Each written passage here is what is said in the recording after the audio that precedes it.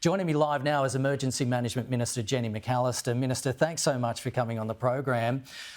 We heard there from the President that Canada is sending assistance to Los Angeles. Is Australia going to be doing the same in terms of aid or personnel or firefighting assets?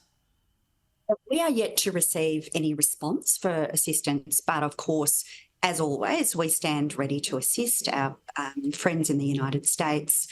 We'll do everything we responsibly can should a request come before us. And there's a long history of cooperation between our countries on firefighting. We actually had personnel in the US over the course of 2024. And of course, we've had received great benefit from US personnel coming to Australia in years previous as well. They helped us a lot in the Black Summer bushfires. Have we offered to send assistance over there?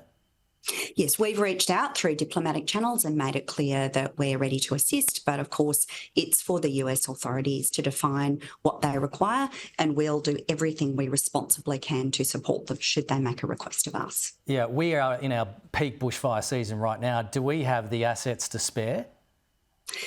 Look, it would depend on the nature of the request, and it's difficult to speculate about it in the absence of a specific request. We'd assess it.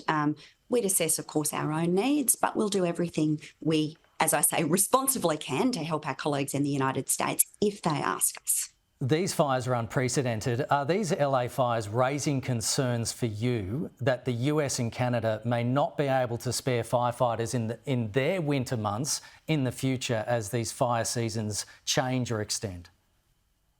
Look, I think all Australians will see the scenes coming out of Los Angeles and be just as heartbroken as I am to see the impact on these communities. They are devastating.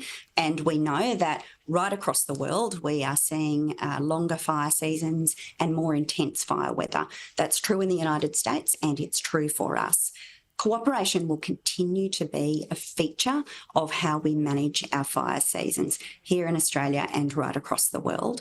But we do know we've got to step up.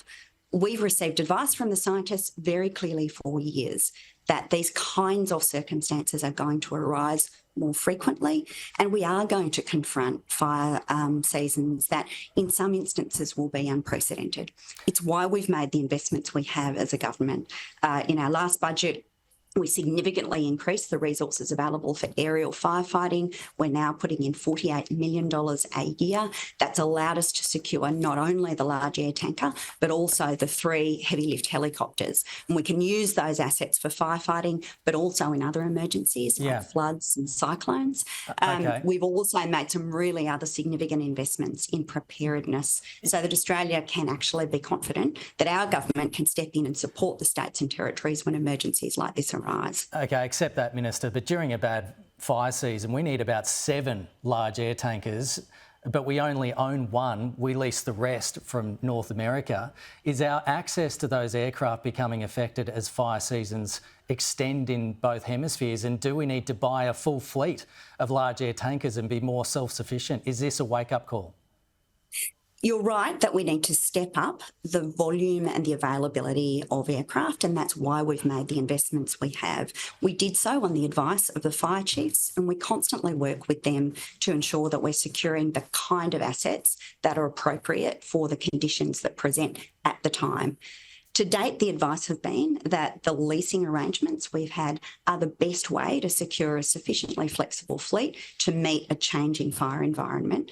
But we do need to assess and review that. We've commissioned a review, it's underway, and we expect to receive the results from that this year. Time is pressing. Jenny McAllister, appreciate your time this morning. Thank you.